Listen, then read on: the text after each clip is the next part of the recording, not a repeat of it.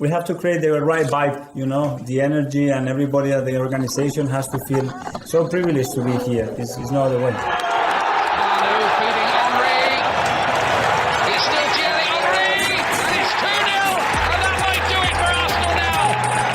Thanks for listening to the Purely Arsenal podcast. Please follow us on Twitter at Purely Arsenal FP for all the latest Arsenal podcasts. Welcome to another edition of a Purely Arsenal podcast. North London is red, and I got Neil Shah with me. How you doing, Neil? No words. Tony Adams. Oh yeah, lovely smile. I haven't watched the interviews, but I just keep seeing pictures of him smiling, no matter what. I think he's just doing it to annoy all the other pundits. Graham Souness. This is me the whole podcast. Yeah, it's been me all day, to be honest. It doesn't matter what's happened. Kids can be hitting my ankles and I just go, do whatever you want. Jump all over me. I'm happy. Fantastic. It's nothing like a North London derby win, James, no matter where you are in the league. And it's 3 wins, 4 if you include the League Cup on the bounce. How you doing, James Johnstone? Yeah, very well, thank you. Yeah, like we said, can't stop smiling. It's great. Yeah. Well, let's get into it. I mean, the only question that we really had on the lineup, and I don't really want to discuss the lineup too much because it almost kind of picked itself, other than the one position of Granit Xhaka, which I think we all probably, aired on the side of, he's going to bring him back in, especially when you saw we basically changed the midfield constantly throughout the last 3 games, didn't we? Went from 4-3-3. I think against Norwich, we played Lokonga and Niles in there. So a lot of changes and, with the new contract. I think with that new contract that's been given, you have to sort of go like he's always going to pick him, isn't he? I mean, he's always liked him from the start. He's always, if he's available, he's going to pick him. So at least in the immediate future, I would say, maybe in a year's time when we look to strengthen that area again and maybe develop the team a little bit more, maybe he does want to move into a 4-3-3, which would, I mean, if we do move into a 4-3-3 permanently, that would be where you start to question it. But I know a few people have said over the last game or so that maybe we're ready to move beyond like Granit Xhaka. I'm not certain the midfield is really there yet, to be honest. So I didn't have a huge problem with him coming back in because I felt it was going to happen anyway. And Neil, like you say, Granit Xhaka, for all his faults, alongside Partey, has been very good, to be honest, hasn't he? You're on mute, Neil. Yeah, I know. I was just trying to get off mute. Yeah, I mean, I was a little bit kind of, I would like to see the development and the progression of Simba, to be honest. And so actually, I was slightly different to you guys. I was thinking, he's been doing all right. And I thought that he would be a good foil in the midfield. But to be honest, myself included, so I hold my hand up high. I've criticised Xhaka at the best of times and the worst of times, I guess. But I wasn't too worried because I thought, at the moment, this is probably the best we've got. And I thought the players all around him, it may actually be all right. And to be fair, I know you can't really compare it, but when he's been playing for his country, he's been absolutely outstanding, as we saw in the Euros. So I thought, is it going to slow us down? I'm not sure. But to be honest, I think no one expected us to see what we saw in that first 45 anyway. I've been completely, like everyone else, the people I was watching the game with, we were just like mouths wide open. We thought, is this us? This seems like we've I've jumped into the TARDIS and gone back in time. And I'm watching Arsenal of old. I just could not believe what I was seeing. And especially against them down the road. I mean, it's just bliss. I've never seen so much cohesion, togetherness. And you know what? As much as they were playing as individuals, they were playing as a team, as a collective. It was absolutely sensational. And that is how we used to play on a regular basis. And all I want to see is that consistency week in, week out. And I'll tell you what, if we start doing that from now on, being only 5 points behind, we could be higher up the table than we actually predicted at the start of the season. It's only one game. And to be honest, it was only 45 minutes. But if we can just carry on with that, even 50% of that throughout a full game, you know, I think we can do better than we actually all predicted, maybe in the last podcast, and what we all felt at the beginning of the season as well. So Xhaka, I thought, I'm not going to single him out. I thought everyone was amazing. I think everyone pulled their weight yesterday. So it's just a brief summary. I mean, so with hindsight, Xhaka's inclusion was great. And as you guys were saying before we start recording, if anything, his injury, ironically now, was the only downer of the game. And of course, Son's goal, which I don't think should have been allowed because of Xhaka's being bundled over. But there you go. It is what it is. Academic. Yeah, we're going to get on to, I mean, brilliant to win the North London derby. If we spoke 3 games ago, I mean, we might have thought we won, you know, the Norwich and the Burnley game, but this was, you know, this was huge, James, because if we didn't win this... Jack, to beat the champions... they've already won the league. A month ago, they won the league. To beat the champions at home, that's massive. That's absolutely massive, isn't it? You know? Unbelievable, yeah. I mean, but James, what was your one takeaway? I mean, there was the other change that we didn't mention, was Pepe. Obviously, we saw in midweek how Saka and Smith Rowe sort of ended that game for you know, in the League Cup, even though we were winning, and how they were kind of a level above. And Smith Rowe's had, I wouldn't say a bad start to the season, but maybe not quite to the level that we saw from him since he broke on the scene last December. And there's been obviously arguments going back and forth about Odegaard being able to play with Smith Rowe, and he was absolutely fantastic. Before we get into specifics on players, what was your feeling, James? North London derby, huge game. I was thinking about it all week. I know you boys were thinking about it all week. I was like, if we just win this makes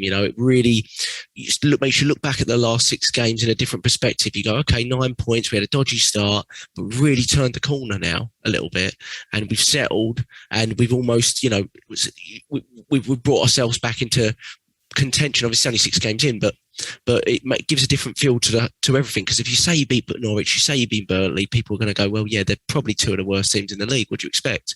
You know, but Tottenham, you know, it doesn't matter what form they're in.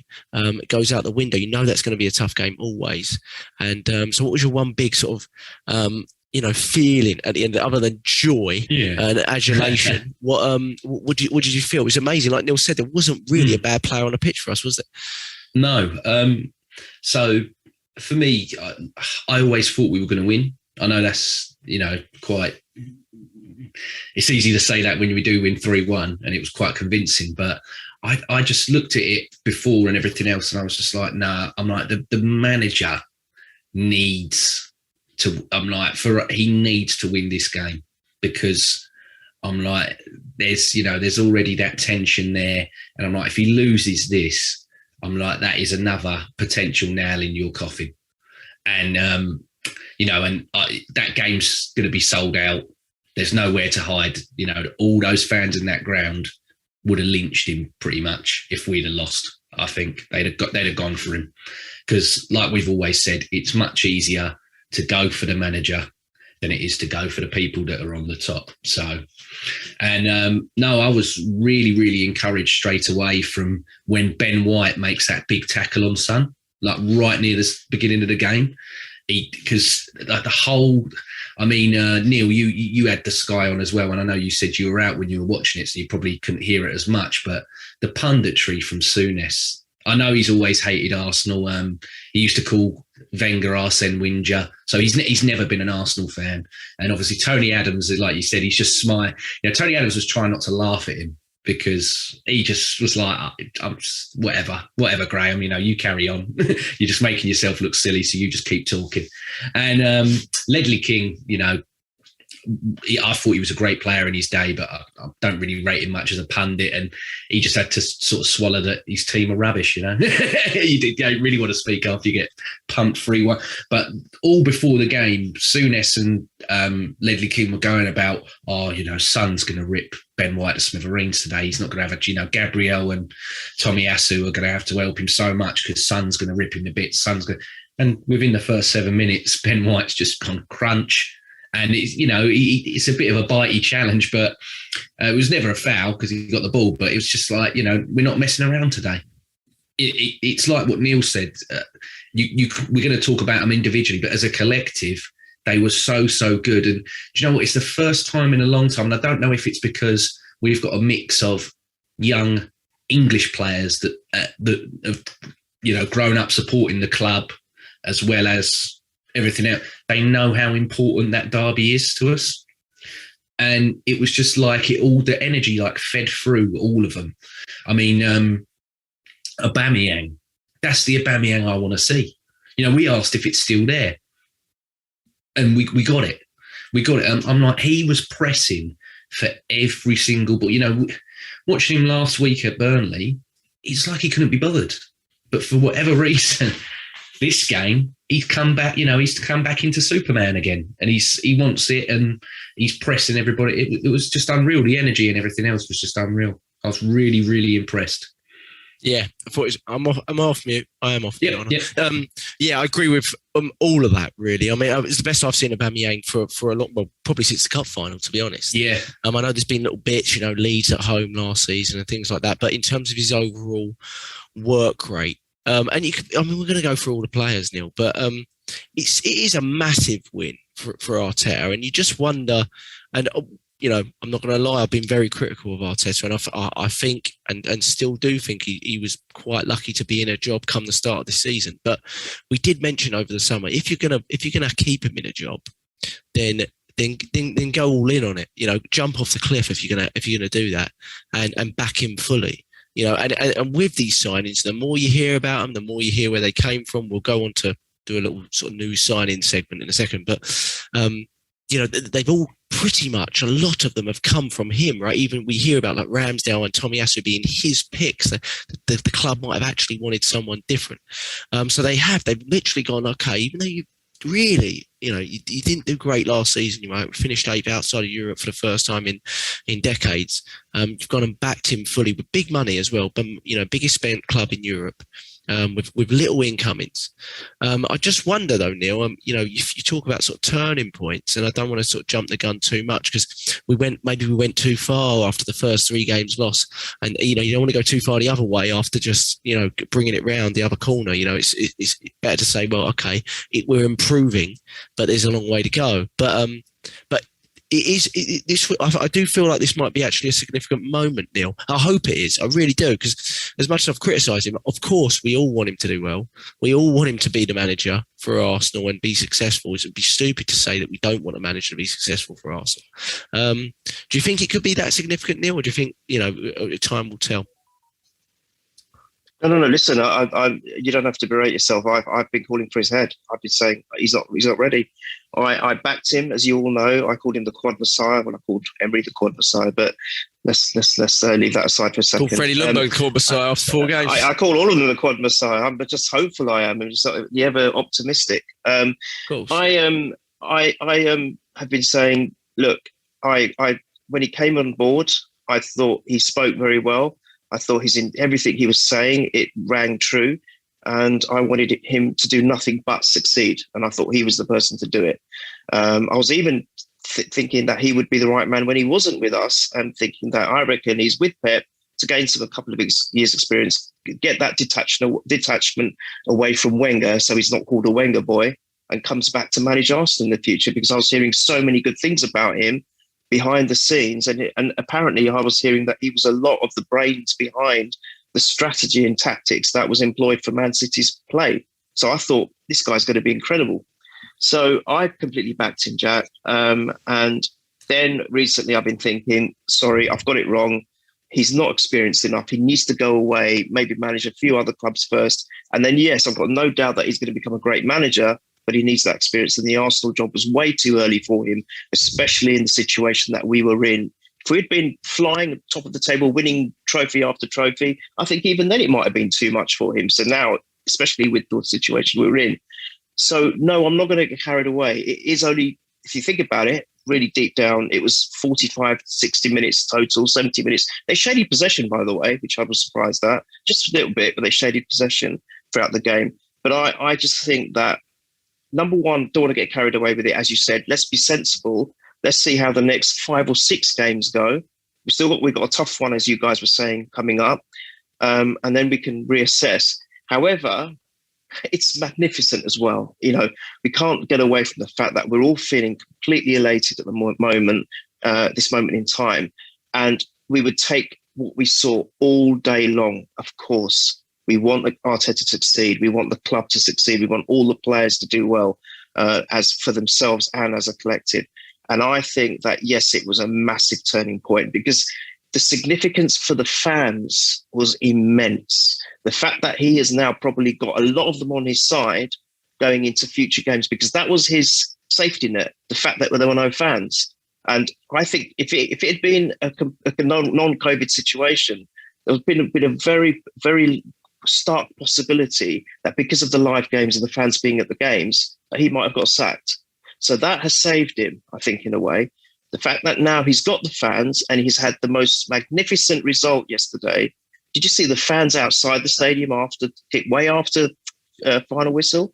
You know, they are buoyant beyond belief. I've not seen scenes like this for a long, long time. So if he's got that bit behind him now, it's a massive turning point, I feel. Not just from the football perspective, but for getting everyone's support as well. So yes, great turning point, but let's not get carried away. Let's be sensible. I think the fans have been fantastic, to be fair. I mean, I had a lot to say about the fans in the latter stages of Arsene Wenger's era, and I don't want to go back to that, but I think they've been fantastic in terms of the support. I mean, if you look at the Norwich game, right, it's been very easy at points in that game to really start turning. And obviously, you know, you boys are closer than I am, but I didn't get that sense at all. I felt like they were very much behind the team, and despite the fact we were struggling big time, weren't we? And like you said, it's just one game, or you know, you could say just 3 games. But James, let's go from the start. I mean, we absolutely flew out, and we spoke about games under Arteta that we've had sort of significant moments. Chelsea last season when we won 3-1, but we didn't attack like this. I mean. Those 3 goals, they were all fantastic goals. Second one's probably the pick. I mean, in terms of the football, granted, xhaka was fantastic for the second one, by the way. I just think, you know, and you know, Ramsdale could have put him in trouble in a way there, and we would have, if it was Leno, we'd been blaming him for it. But I'll be honest with you, when I see moments like that from Leno, although I'd criticise Leno because I felt he'd keep doing it. Oftentimes we criticise xhaka as well because you should be able to handle that kind of pressure. That's what you're there for. That's what someone central in the middle of the park needs to be able to do. And he did it fantastically well. But we attacked so coherently, James. And that's what we've been asking for, isn't it? To be able to see the plan, specifically the attacking plan of Mikel Arteta. And hopefully this is a sign of what's to come, isn't it? Yeah. 100%. If you want to go through the goals, the first one, it's a lovely little ball by xhaka over to Odegaard, who you're probably going to do it in your, like you said. I've got a whole script on Odegaard. Well, in your new signing segment, I know he's been there before, but we've got him permanently, so he can go into the new signing segment, I guess. So we'll wait. Yes. I'll wait to. I'll wait for the Odegaard loving, and then I'll jump in. But he was brilliant, yeah. Oh, yeah. Absolutely. He lays a lovely ball to Saka, and then, you know, we all spoke about it, and you mentioned it earlier, but Neil especially last week was saying, please put him back over on the right because look at what he does. And I think, he hasn't had a goal or an assist in the league since February or something, was it? Is it really that? And I think Smith Rowe went 12 or 13 games in the league without an assist and whatever. And look, he's back in his position that we all think's his best one. And he does a little drop of the shoulder, little shimmy, cuts it across to his mate Smith Rowe. And they're the easiest goals that you're ever going to score. If you can get into that position, whip it across the box, because 9 times out of 10, you're going to get a tap in. And we did. And it's a absolutely brilliant goal. And I'm thinking to myself, wow, that's amazing. What football and everything else. And then you want to go on to the second, or shall I wait a minute? Or? Well, the second, I mean, the second is a terrific move. But what I love about the second, it wasn't slow build up, right? No. Those goals are through Arteta that's been very structured from the back, multiple. But this wasn't that, was it, James? I mean, it was fast moving. The Aubameyang's flick was amazing. Smith Rowe. And really, I mean, hail end, mate. I mean, just those first 2 goals. Well, they were being called foul end by certain people the other last couple of weeks, weren't they? And deleted his tweets. I won't talk about your brother. No, don't bother. Keeps going on about Ober and whatever. Yes. The second, like you said, Granit Xhaka makes a brilliant recovery because it's a suicide ball from Ramsdale. It's a tough I'm one. not. I mean, we'll talk about him later on as well. But yeah, it's a suicide ball, and like I said earlier, Souness and Ledley King. Oh, it's a definite foul. I can't believe it's not been given. And Højbjerg is so similar to Xhaka from the point of view of he gives it that he's this hard hatchet man player. But you know how Granit Xhaka like rolls on the floor sometimes and tries to buy these fouls, and you're just like, mate, what are you doing? Like, you're never going to. The refs have sussed you out because he does it every single time. Højbjerg's the same. I'm like, mate, you do this like 30 times a game and you get about 3. But the refs are like, jog on, mate. You've just fallen over. It was never a foul. And yeah, the ball goes out to Tierney. He lays it on to Smith. Right, the flick from Aubameyang. This is what we were saying a couple of weeks ago. Aubameyang is surrounded now by all the other people that do the work for him. Like, okay, we know Aubameyang can run, but he's at a stage now where you've got the others that could do the running for you. All you've got to do is get in the position and finish. And yeah, it was quality. It was just quality. It's not an easy finish, James. That is not an easy. I mean, it's a great ball cut back, but it's on his weaker foot. It's slightly behind him. It's bobbling a little bit. Yeah. It's a really clean strike. And I thought, we all said, if Aubameyang scores, he's going to bring out the forward flip and we're all going to laugh. He did a better celebration than the forward flip. He done the Henry tribute right in front of them as well. Fantastic. Right you tell them they've been practicing that, haven't they? Yeah. Because they all did it. And he was there as well to see it. I was like, oh, that's lovely. That's Can I chime in because I'm excited? Sorry, James. Yeah, go on. No, go on. Please, let me. Come on. The first goal, did you guys mention that Ben White started that goal? No. He started from the back into. Oh, yeah, you're right. You're right. I was very impressed with Ben White, but brilliant. His aerials were magnificent. He was. Everyone was just perfect. Anyway, they're all perfect. We're Arsenal. We're perfect anyway. So Ben White and Ramsdale, if there is any, that was probably. I don't know about you guys, but for me, since he has been an Arsenal player, that was probably his first mistake. I'd say. He said it afterwards as well, didn't he? And he was annoyed with himself. That's what I like. All right. And I know I'm jumping ahead, but even the fact that when they scored, when he got a hand to Son's strike, you see him berating himself. Yeah. The guy's a perfectionist. I love it. I love the man's passion. Sorry, I just wanted to say that. James, carry on. My fault. Yeah. Yeah, no, you're right. No, please. Yeah, no. But, it was a great move. It was a great move. The second goal, you're right. It was a fantastic move. It was really good to see. A very smooth one touch. Something, hopefully we've been building from. And you know what I quite like is down the left is because we spoke, didn't we, a lot about I think they're putting that sort of belief to bed about Odegaard and Smith Rowe being able to play together, because I think a lot of Smith Rowe's best games are now coming from the left, to be honest.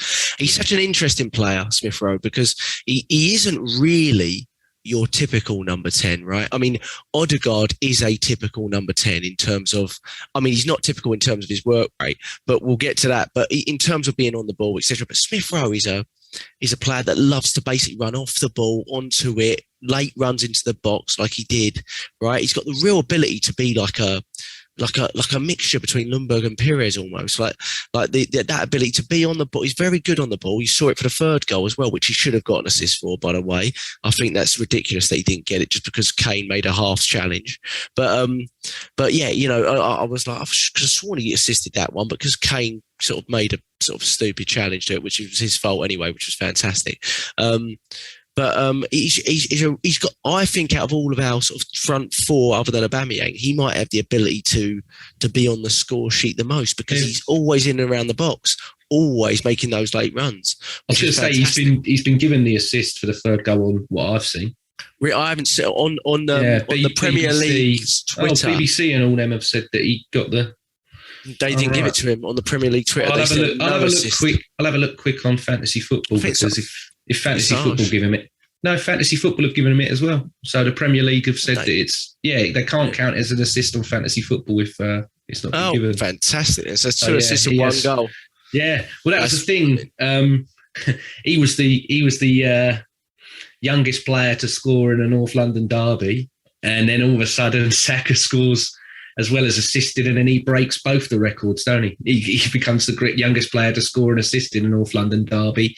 I think it was Fabregas in 2007 was who it was originally. And the third, like you just said there, Smith Rowe got the assist, but it's about time Kane laid Saka. All England, Saka for England's all the time laying Kane in. So it was nice for Kane to perfect. He lost the ball, didn't he? Repay it back.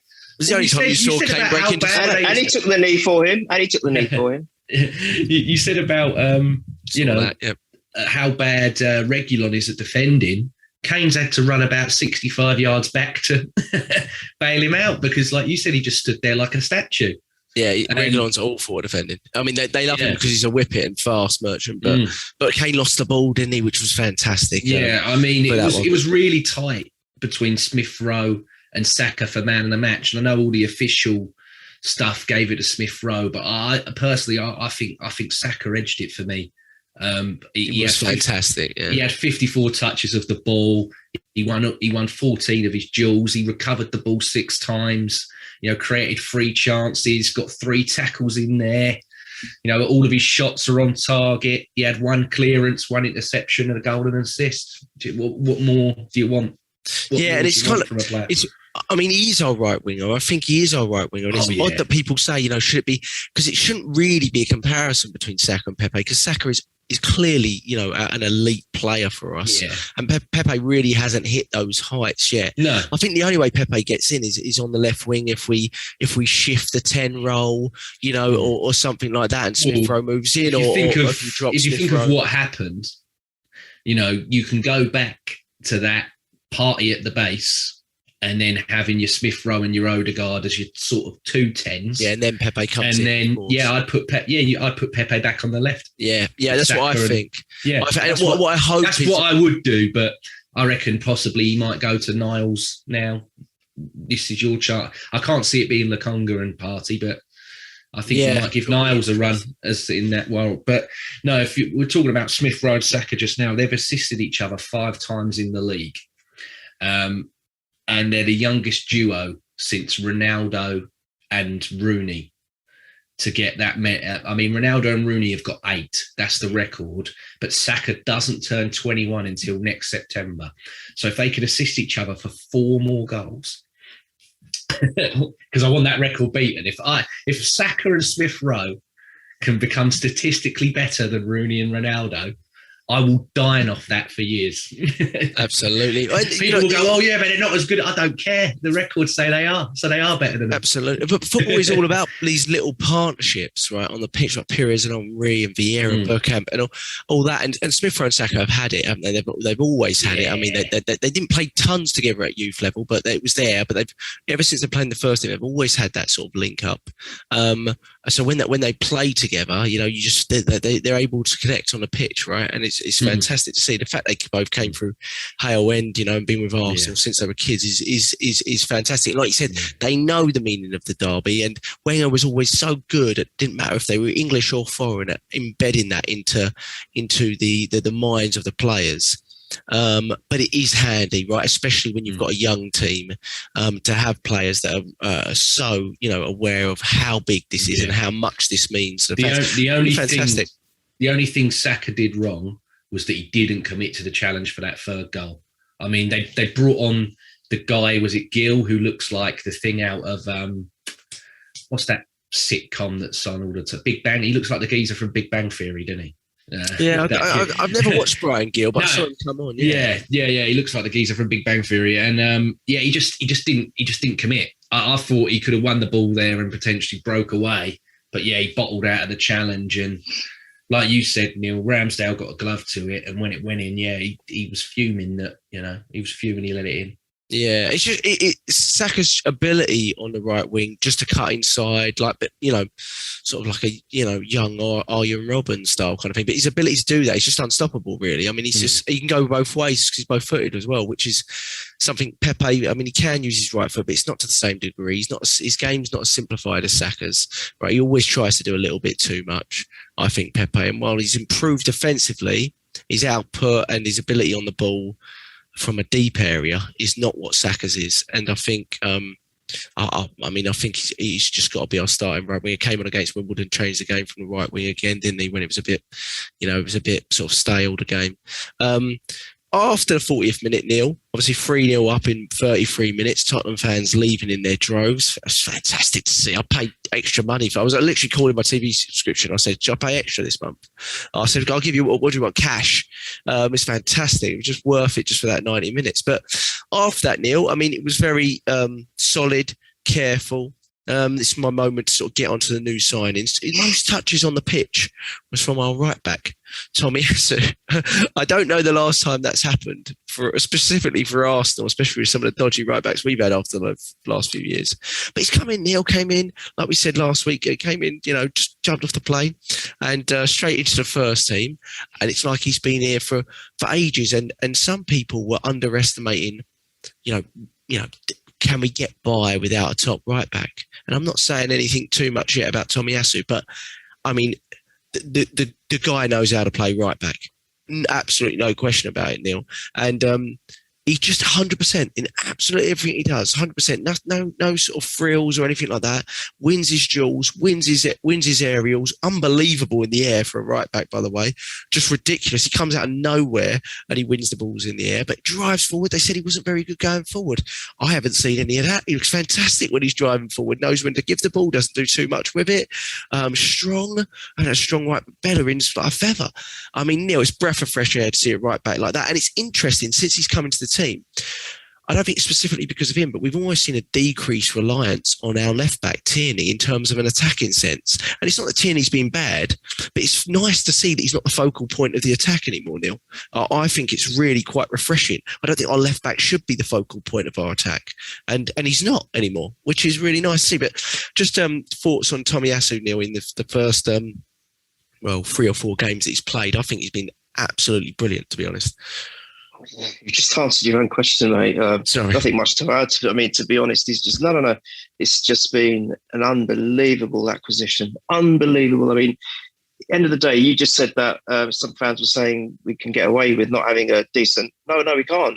A team has to have balance. That's the whole point of why we've got 11 players, because we have to have complete balance throughout the pitch. Without a solid defence, without a confident keeper, we can't help and assist the midfield and the engine do what they do to create chances for the forwards. So it's a fluid, flowing, one-dimensional kind of, if you like, system where everyone has to contribute. So no, the importance of the right back, the importance for every position it speaks for itself. We don't have to, think that we can get away with not having any players in that position. He has been absolutely magnificent. When you just said it all the attributes are there. But he just reads the game and the ball so well, doesn't he? That's the thing. That's what stands out to me. And he's not. You look at the same side. If you put Pepe back in there, Pepe, I've always said, as you said earlier, he just tries too hard. He takes that showboat in a little bit too extra, maybe that one touch too much. Tommy Asu, complete opposite. He'll do just enough. He'll do just enough to stop an attack. He's defending for me is just as good as anything going forward to help create something or start something up. We used to talk about Bellerin when he first came on. We were thinking, what a magnificent player, but we were suspect maybe initially about his defending. But he's just come on out of nowhere and taken the bull by the horns, and he has made a massive difference. The impact that Ramsey has had between the sticks as a goalkeeper, as a vocal goalkeeper, we can see it. We can see what a difference it's made to the team already. We've conceded, 1 goal in 4 games now, 4 Premiership games, 1 goal, right? Whereas before we'd conceded 9 in 3. What a difference, right? With the same token, this is that Tommy's had on the right back position. I think he's had just as much of an impact. And it's so important that we have, as you said, we were so left-sided, or majority-wise, attack-wise. Now we've got that balance. And you can, as you said, it will probably help Tierney, because I think he probably felt all the pressure was on him. And I think Tommy would work just as well with Pepe. I mean, we're saying Pepe shouldn't probably feature on the right. I was calling for it. I said, I think he plays better on the left, but how many chances he's going to get unless they create the system that James alluded to earlier with, featuring him, Odegaard, Smith Rowe as well. So it's possible, but I think Tommy would also enhance Pepe as well. if the need arose. Because, you know, my only worry about Saka is, I mean, he's just a dream player and he's got so much power, enthusiasm, drive and everything. But I do fear that sometimes I think he might need to be given a little bit of a rest. And that's when we got Pepe that could potentially step in. And I think Tommy would work just as well with Pepe as he does with Saka. He's an amazing signing. Top players, like you said, top players make others look better. And a great point when I move off the new signing segment. Can I just say as well, just James, quick, getting on Tommy. He's not a new signing. I don't need to say any more about the old Fukaoka Cafu. We've summed him up enough as it is. Neil forgot to mention his favourite yesterday, and since he's come back as well, Gabriel. What a man mountain! Yeah, honestly. I mean, White got a lot of the plaudits yesterday, rightly so, because people were writing him off before like I said, they were talking about how he was going to get rinsed and smashed. Yeah, that's why I thought. But Gabriel, I mean, I don't even know if he can fully speak English as well himself yet, but he was barking again, telling them that you stand here, you do that. And Neil, you summed it up. It's the collectiveness of it all is absolutely amazing. I mean, Odegaard, I wanted to tell him the London Marathon's next week because he was doing it yesterday. we couldn't find a distance covered stats. I really wanted to find them. I got such high expectancy for Odegaard, and he annoyed me twice in the first half where he just lost the ball twice because he didn't know someone was behind him. But honestly, the guy in the second half, again, another one that just stood out because when everyone sat off and we could tell we were tiring a little bit in the second half, I mean, he just keeps going. And I don't know. On the press, mate, he's unreal. Yeah, and we've not had a number 10. I'm not specifying this to any particular person, but you can read between the lines. But we have not had a number 10 like that in for time that not only is there to, because everything runs through him. Let's be honest. I mean, he's always the guy we give the ball to most. I think he's second highest touch yesterday of the ball. But everything runs through him, and he, heavily involved in one of the goals as well. But didn't get an assist or a goal or anything, but was heavily involved. But just like you said, he initiates that press, doesn't he? If we're going to press properly, he's our trigger. He is the person that everyone needs to follow, and I think we did to a certain degree, especially in that first 40 minutes, because he says, and he, like you said, he's very vocal as well. I think being here for 6 months has helped a lot, but also with his captaincy with Norway, etc., he's probably old beyond his years a little bit, and he is that trigger, right? Maybe he is more than anything one of the ones that's getting more out of the likes of Aubameyang. Why are we seeing Aubameyang look different since I think we see him look different when Odegaard plays. I personally do. I think we see more from him. I think he's on the ball more. He gets more chances. Why is that? I think it's because we've got a 10 that knows what he's doing now. He's a sensational player. And I thought Partey yesterday was amazing. If Aubameyang had controlled that pass and then run through and scored, that one over the top, we would be saying that's the assist of the season so far. Right before the second half, it was unbelievable. Yeah. It was unbelievable to pick him out like that. And again, Ramsdale for me, if I've got to eat humble pie every weekend, I'll keep doing it. Well, let's stop on that.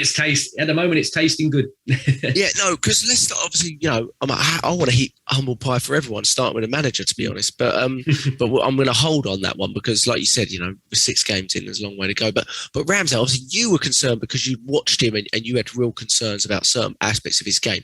My concern, because I'm getting pelters from it, even from our chief editor, thanks, Anthony. and the tweets are there, I'm not going to lie about it. But I was concerned for 2 reasons. One was the fee that we're putting out, and could that money be spent elsewhere? Which people say, well, it's not up to you, but I get that.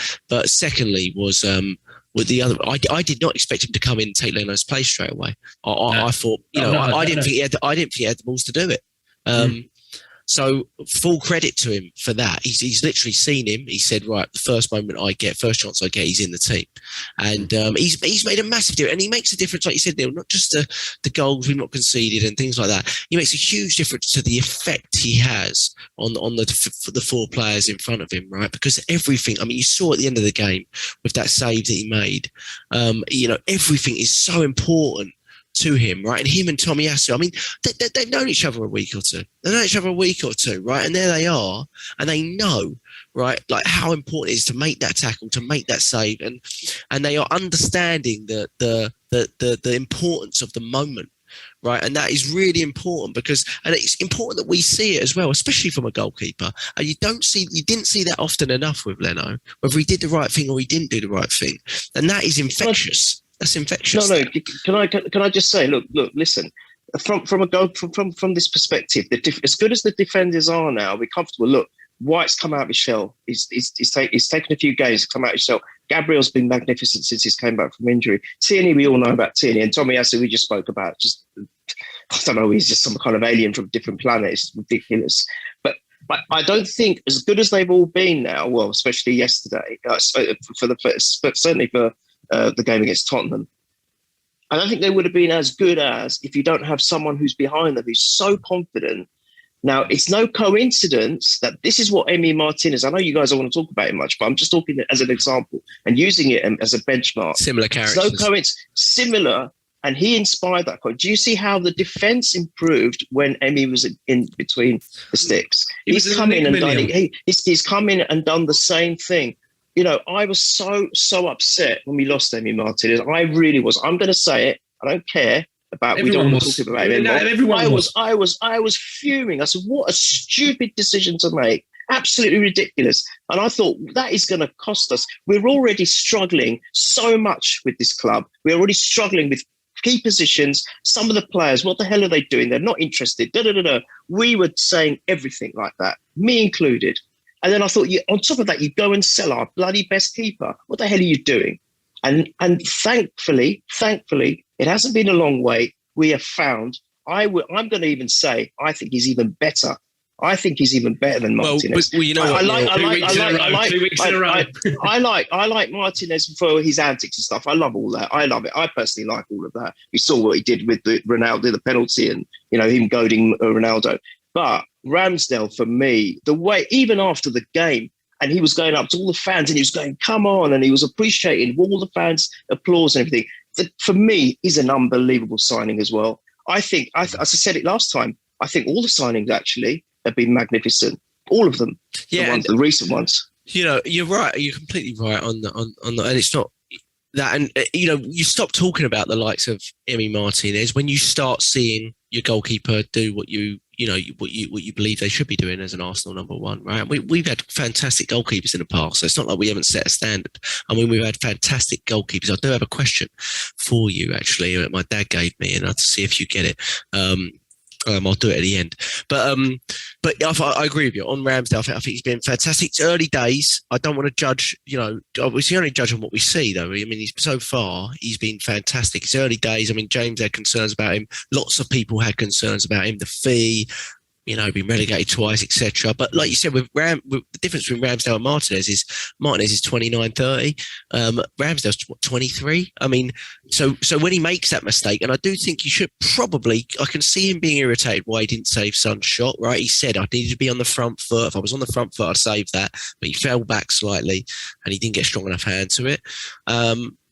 But the reason you forgive him that, and I'll say this because people say, I know what they'll say to me, you're hypocritical because if that was Leno, you'd be going on about it for 30 minutes. But the reason is Leno won't learn from it.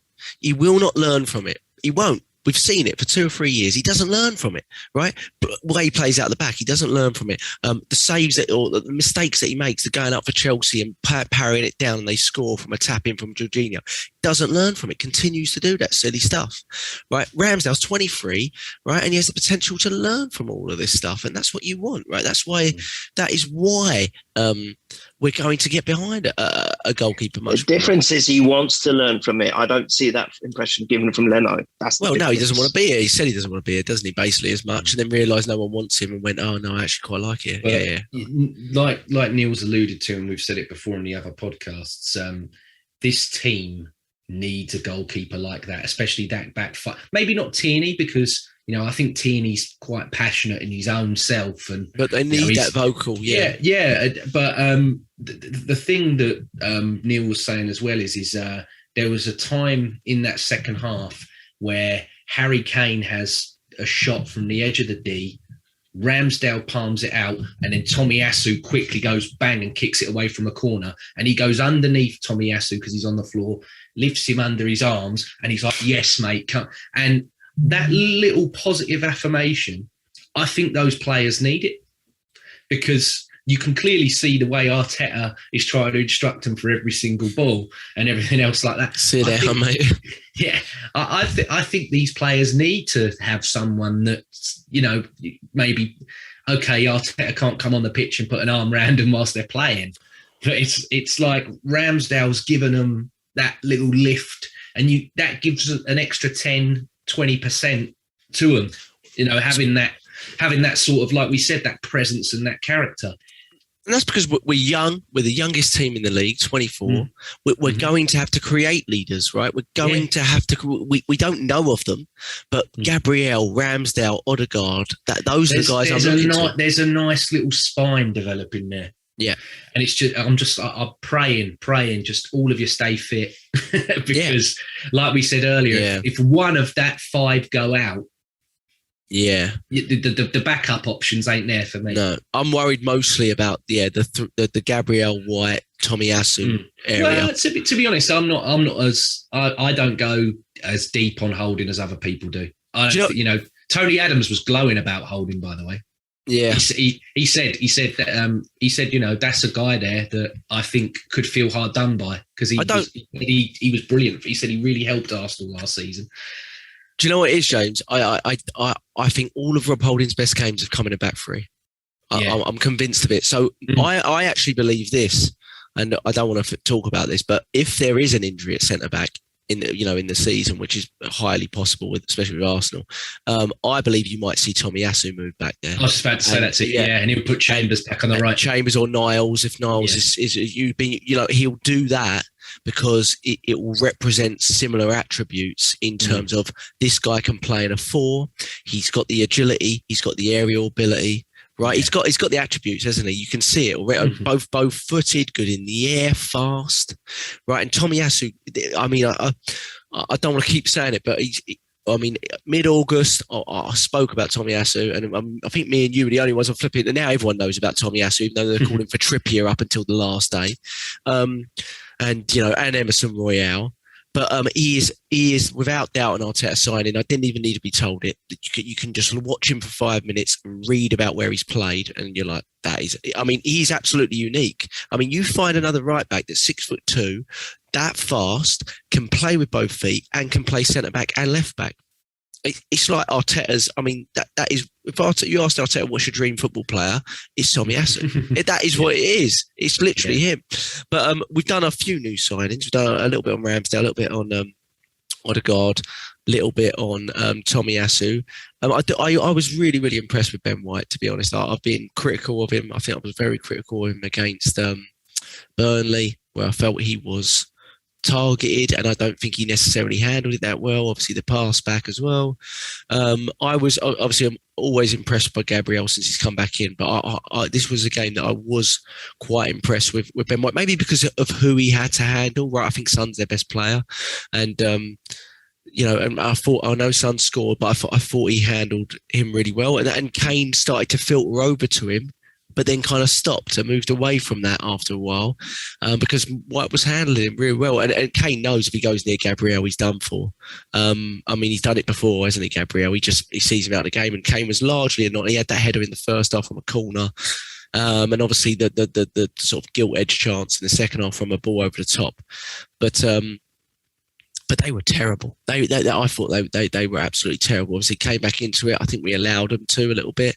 Maybe a bit of tiredness, maybe a bit of nerves, maybe a little bit kicking in. We gave a lot of energy to that first sort of 45, 60 minutes. It's interesting to see substitutions, isn't it? When we're winning, it's almost the same. It's the same substitutions, isn't it? It's Tavares on the left side. Niles comes on somewhere in the middle to give us legs, and Lokonga as well. And it's just interesting to see that's his kind of go-to players, which means we don't really get a lot of variety in our attack. But you don't need it if you're winning the game, I guess. So that's fine. Pull the shutters down. Yeah, absolutely. But just a few others that I do want to touch on. Obviously, touch on Smith Rowe.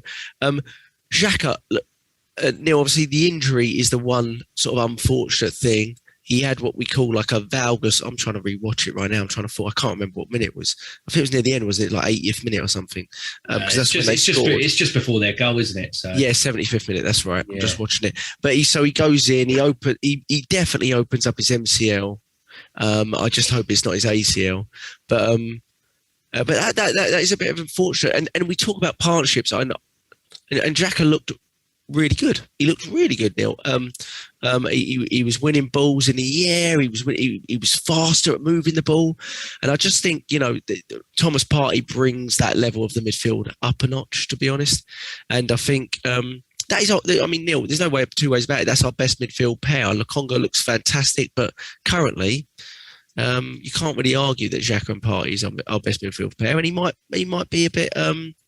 It might cost us a little bit. He's been out injured, then he's had, ban, which was his fault, COVID, which I'm not going to get into whether it's his fault or not, and then the MCL. So hopefully it's not more than 3 or 4 weeks, which is usually the minimum for one of those things. It's a bit unfortunate, Neil. Another injury for us.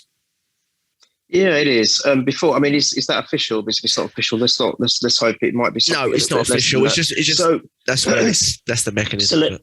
So let's say maybe we might get lucky, and it won't be that, and he might be back sooner than we think. Might be out, we don't know. But let's stay hopeful. Let's stay positive. I mean, I've always gone on about partnerships, and I agree. I think the suspension did him good.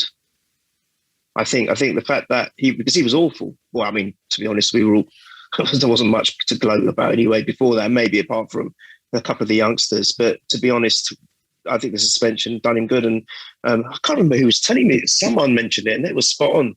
Because I was thinking, as I said at the top of this podcast, xhaka was like, oh, is he going to come back in? Oh, please no. And proved me wrong, which is great. I always want to be proved wrong. I don't care who it is. End of the day, if we're all wearing the can, I've said it time and time again, if you're wearing the can, and I'm not going to not support you when you're on the pitch. I'm not a boo boy. No way. Because it's detrimental for the whole of the club. So I'm behind the club no matter what the players are. I always want to be proved wrong completely, and I was totally. And I think someone said that actually I've always noticed when xhaka comes back, whether it be from a suspension or an injury, he always tends to do quite well. So it was lovely that had to be. It was fitting that it was a North London derby where we really needed an optimum xhaka as if he was playing for his country, and he was brilliant. He was on it, and you're right. Normally, we're used to him slowing down. He's a very slow player, and then he kind of kills a move, and he'll pass it sideways and back.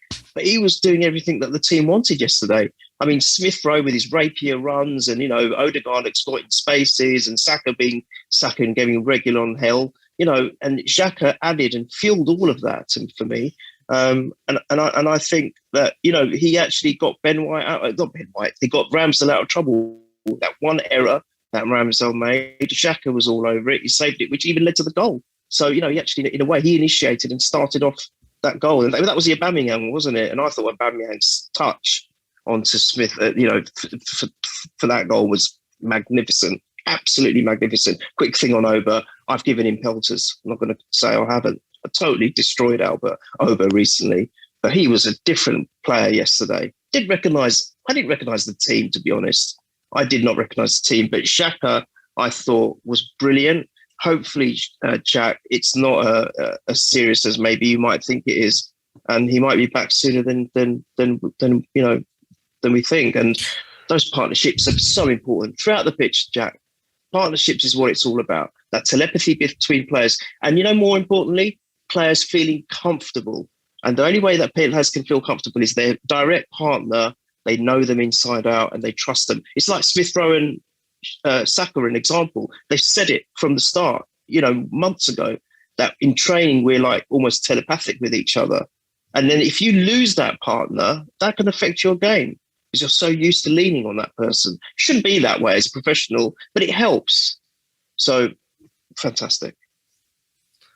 Yeah, no, absolutely. So I'm just rewatching his injury again. It's so strange. Moore kind of flies over Partey and whacks right into the side of his knee, and he opens it up immediately. So I mean, we've had a few of those. Coquelin had one, and his was grade 1. It was free. I mean, the minimum, if it is that, which the mechanism is exactly that, so it would be surprising if it isn't that from just watching it. And I'm watching the tests they're doing. The hope, obviously, it's not the big one. Gets up, walks off, walking around at the end of the game. The fans said, but that doesn't really make a difference. So, I mean, I would be surprised if it's not at least 3 or 4 weeks, unless I'm missing something. But which means which takes us on. I mean, fantastic 2-goal lead takes us ahead of Tottenham, which is always nice. I was actually thinking about that in the last 10 minutes. I was like, let's just keep the result as it is. Keep it as it is. We'll be ahead of them. That'll be lovely, because I did before the game. I was like, just win the game, but then obviously 3-0 up, you want to, and obviously, we've got a ways to go on a goal difference, but it's like you said, it's baby steps, 3 wins in a row. And it's fantastic. And maybe, people, all the excuses came out for the Brentford game. And I get that. I felt we were just unprepared for the start of the season. And then for the City and the Chelsea game, it wasn't that we lost. I think we all expected us to lose, but it's the manner of your defeats in those games that really concern you, right? You watch those 2 games and you go, we've got to put up more of a fight and be more resilient in those kind of games. And I didn't feel we were, especially in the City one, of course. And then, but then obviously the last 3 games we've started to build, look better each game, I think, in a way, especially going forward. And like you said, it's a new team, it's a fresh team, it's been a lot of changes. I guess the expectancy would be with that amount of changes for it wouldn't necessarily hit the ground running. We need Aubameyang.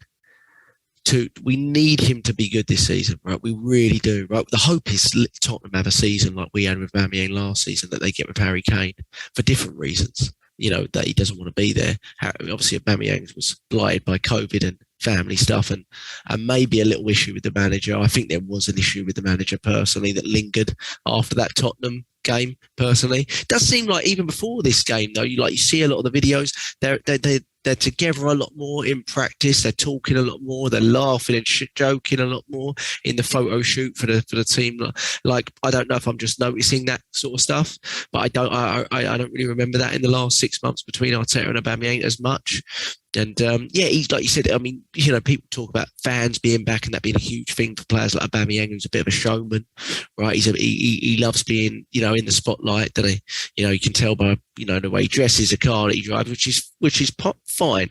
If that's whatever triggers him to be, absolutely flipping lethal in front of goal, because it's there. He's done it all his career, and we don't have a lot of goals in this team.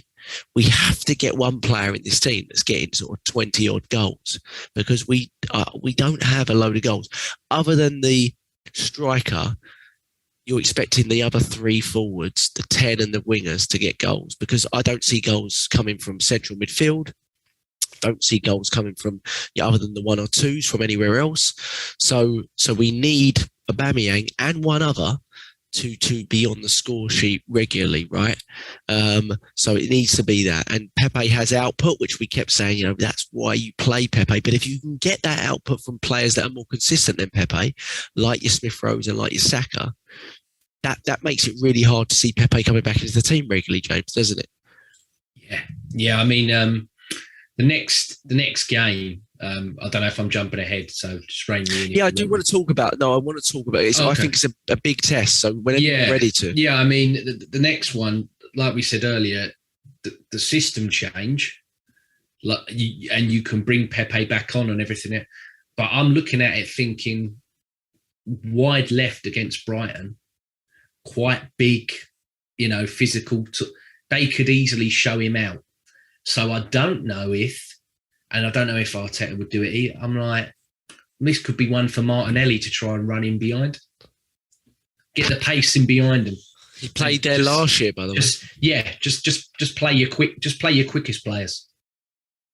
I'm not saying that Pepe's slow, but I don't know. I'm looking at it now and I'm thinking in my head, like, it's probably a better one for Martinelli than Pepe. Do you think there's a possibility, after watching this game and seeing how our attack was very clear, We had more decisive chances in this game, maybe than in the previous two, even with the 4-3-3. That he just goes for a direct replacement for Xhaka, presuming Xhaka's out. They might just go for a Lokonga. Yeah. I know Neil's got to go in a second as well. But do you think that's a possibility? We don't go to a 4-3-3. We keep to the 4-2-3-1 and maybe just bring Lokonga in, or do you not think Lokonga and Partey is a mixture that he likes? I don't think we've seen it enough. Personally, no. I really don't know. I've got no issues with Lokonga. I think he's a great little player, like Neil said. I mean, Neil got to watch him a bit more in the Wimbledon game, but yeah, maybe. Again, I can't tell you how he thinks, because we think he's going one way and then he completely changes it the other, doesn't he? Yeah, exactly. I mean, the key is to be able to get that kind of attacking ability, because Brighton like to dominate the ball. They like to play with the ball a lot, right? So there's certainly it'll be interesting to see how, and they're very, very good, and their Potter's got on playing really, really well, and now they're getting results like they weren't getting results last season. They out XG'd everyone almost last season, but weren't getting results. We did get one question from Mims the Word that says could be this maybe the process is starting to take shape. We kind of spoke about that, Mims the Word, about we don't want to go overboard, but if it it's starting to look better. But obviously we're only 6 games in, so we maybe went a little bit overboard after the 3-game loss, which is maybe it's not human nature, maybe it's just our nature to be a bit, it's the end of the world. Let's get to 40 points, boys, which is kind of what we were talking. But we were saying that last season too, to be honest. A bit of tongue in cheek there, but I don't. But you as fans, you naturally exaggerate the moments, don't you? You're going to exaggerate this moment and enjoy it. You're going to. But I think deep down we know that there's a long way to go. We're only 6 games in, but it's nice to be back in contention for the areas of the league that we really want to be. Because the way when you start a season like that, we saw last season, you can get to the point where it's unreachable. The target, no matter how good your form is. It's a tough little run-in because we got Brighton, Palace, Villa, Leeds, Leicester. I'm like, this is a good, we're happy at the moment, but let's, there's a few tricky ones in there. I mean, but you know what? They're winnable. To and fro. Yeah. Oh, yeah. Of course, all of them are winnable. Leicester aren't as good as what I thought. Leicester have looked terrible this season. Yeah, but you can't write them off. Leeds, you don't know what you're going to. The only thing with Leeds is they're going to play that way. So he doesn't change for nothing. So if he has a bad day and we tonk them like we were tonking them last season, they're not going to change. But yeah, I mean, Villa's the one for me where I'm like.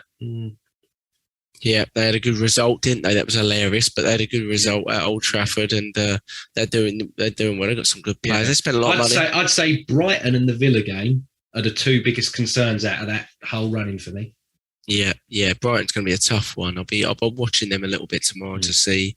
I mean, I know they play good football. They've got some good players, but Potter sets them up really well. So, and it's away. We were even last year. We went there, and we did win away last year there, but it was a really tough game, and they had a lot of the ball, etc. So, but it's exciting, If we can go to Brighton and win, it's a big ask. It's we've really started to turn the corner then. So it'd be really exciting. Neil, what's your predictions for Brighton away on Saturday? Big game. I think a much bigger test than Tottenham, with all due respect. I mean, it really is, I think. A tough game. I just want to quickly say one other thing I liked about the game yesterday is, I was calling out for a little while that sometimes you just got to have a shot on a pop-up goal. What about Partey's? No, I think we forgot to mention that. Neil. I thought he was going to do it. It was early on, wasn't it? It was after 10 minutes. Larice, yeah. That was a great strike, wasn't it? Lovely well, strike. Well, which is nice to get one on target from him, to be honest. Yeah. It'll come. He was fantastic, though. He was fantastic. I'd love him to score. He deserves a goal for his efforts. I think it will come, hopefully, sooner rather than later. Prediction-wise, I think I've got those 2 predictions right, didn't I? Wimbledon and Tottenham. I think I said 3 or 4-0 against Wimbledon and 3-1 against Tottenham. I think it's 2-1. Did you? I think I might have done. I don't remember my predictions. I've got to look back here. I don't remember my predictions. I think you said 1-0 Tottenham. You said 1-0 to Arsenal. 2-0 Brighton. I said 1-0 Arsenal. Arsenal. Sorry, 1-0 Arsenal and 2-0 Wimbledon. Yeah, so you both. I think we all got the wins right. Yeah. So you did say 3-1 against Spurs because I said 2-1. You went, I'm not going to pick the same as James. So Did he pick first scorer? Right. Or did I don't think you got. I said Gabriel. Scorers. I said Gabriel against Spurs. I can't remember who I said for Wimbledon. Close, though. Very close. Yeah. So look, I don't care as long as we could win it. I could give a toss about my own predictions. To be honest. Yeah. I just want to see lottery numbers for Tuesday, please, Neil. You're on a run. That's right. Brighton, I think that's a massive. I think they've just come out and very quietly. They've only lost one game as well all season. That's pretty impressive. Yeah. So it is a tough ask. I think you're right. I think it's going to be tougher than Spurs game. But look, Spurs, we were shocked. We were so pleasantly surprised at what we did in the first 45 minutes, especially. So look, hopefully, if we can keep pretty much the same team together, they must be feeling confident now. Surely after and seeing the fans' reaction would have helped the players. So I'm going to go back to the old nil. I'm going to say a win. I think it's going to be a tight win. But do you know what? I like to think that we'll keep a clean sheet. I'm actually going to say it's going to be tough, but 2-0. And I'll say again, giving him a lot of stick of late. But I think that goal may have done him good. And I think I'll say Aubameyang score. So Aubameyang 2-0. 2-0 Aubameyang. James? Yeah, I'm going to go 2-1. I think it's going to be a really tight game. I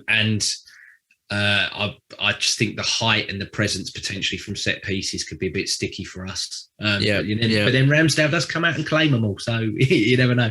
Yeah. No, but I'm going to go for 2-1, and I'm going to go. Let's go Smith Rowe.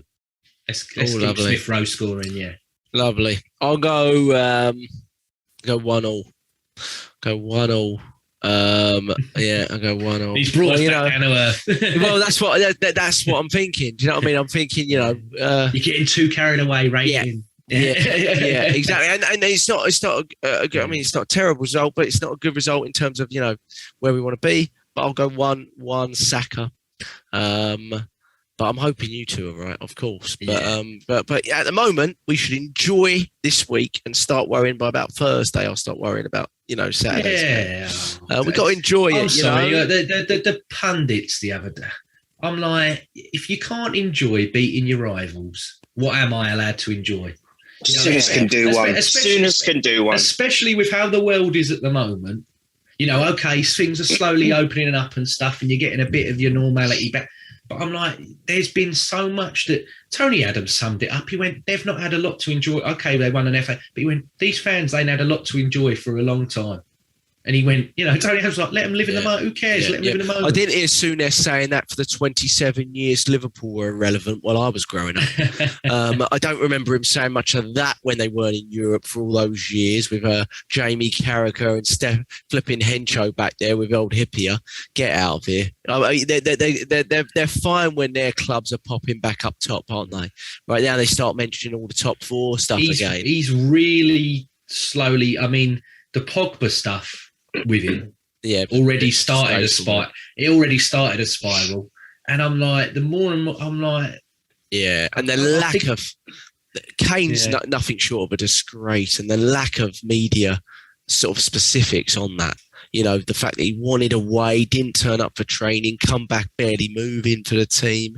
I mean, he's been a bit of a disgrace, right? To be honest. I mean, it's a good servant for Tottenham, but that's not the way your talisman and captain acts, no matter what. They're getting paid ludicrous amount of money to play for you. So, come on, it's just nothing coming from them. So, but boys, it's been good. We're North London's always been red, of course. They were top of the league. We were bottom 3 games ago. Now we're above them. Shift of power. They never got out of first gear. They wouldn't know what shift is. What's their motto, James? Something about daring. What is it? Oh, to dare is to die. Yeah. To dare is to be deluded. It should be changed to. To dare is to die. is what it is. Rubbish, absolute rubbish. Idiots. Toilet bowl. I just want to say, come to us when you've won about 10 premierships and gone unbeaten and won 20 more FA Cups. Then come and talk to us. Until then, we will always be overshadowing you. They put the hoodoo on older Andy Joshua as well, the bastards. Yes. No, I knew he was going to lose. I knew he was going to lose anyway. What's their motto for their stadium? The only place to see the Champions League, was it? Do they mean do they come in the Conference League of European Conference? No, you know the restaurant and the bar they've got the big screen, so you watch it on the telly. Unbelievable. You know what? That's why Tottenham fans do something first before you come and chirps all that rubbish. Yeah, I got nothing. Just sit. Otherwise, shut up, sit down, and just keep being quiet and go away. I want to give a quick mention for Alan Davis on the Tuesday Club, who 2 weeks ago called his podcast After Odegaard Gets the Ball and Does F all. That's not looking very good for you currently, Alan Davis. He said, I can't believe they're not starting Willock ahead of him. I'm a Hale End fan. Alan Davis is like a Hale End. I'm beyond belief. He doesn't believe anybody from Hale End shouldn't be starting for Arsenal weekly. He still thinks we should be playing Eddie and Nketiah up top, Reece Nelson on the wing, Joe Willock on the not there anymore. Yeah, flipping and Lansbury in the centre of the park. Get out of here, Alan, mate. Go do a flipping great goal. stand-up. To be fair, great goal from Eddie. Have to give it. You were there live, yeah. Great goal from Eddie. Yeah. Fantastic to see Balogun back in the under-23s. Arteta said at the end of the game, I'm considering putting him back into the under-18s to get him some real experience. Unbelievable stuff. I don't know how we convinced him of that contract.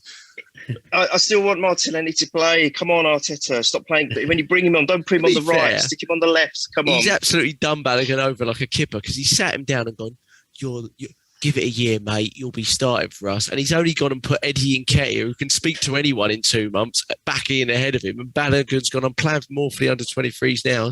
Got 4 years left on this contract.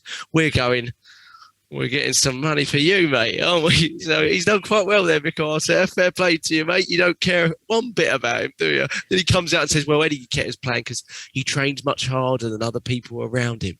I'm not mentioning any names, guys. God, but Pep Balogun has no idea what's going on.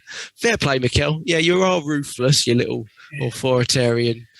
But if he turns it around, I will eat the big jumbo slice. This Lopez kid looks different gravy as well. Yeah, I saw that finish, Joel. He's left back, is he? I have no idea, but he looks good. Yeah, Joel, he is. He's the left back. He's the left back, but he's really young. Good. Yeah. He'll come in behind Tavares. Well, if we can keep Tierney fit for a couple of games, that'd be nice. That's what I'm more worried about. Maybe this less work rate from Tierney means we can keep him playing a little bit more. He didn't get cramp yesterday, so that's good. Yeah, he's not bombing up 50 times anymore, is it? They're going. It was a warm as well yesterday, so you know. Did you notice as well? You see, when we play well, did you notice some of the decisions were going our way where normally they wouldn't, and just even the luck where the ball was falling and it was coming to an Arsenal player rather than going to the opposition. You know, sometimes you create your own luck when you play well. It was an all-round, just almost a perfect performance. It really was. Yeah, it was fantastic. I don't think anyone was under an 8 out of 10 for me, to be honest. No. But there was certainly a few 9s there. So yeah, fantastic. More of the same next week. We get more of that next week. We will win against Brighton. So let's see. But boys, up the Arsenal. Thank you for recording. We'll be back after Brighton, trying to do this regularly again now, especially if we keep winning, of course. Let me figure out how to stop recording. Cheers, boys. Up the Arsenal.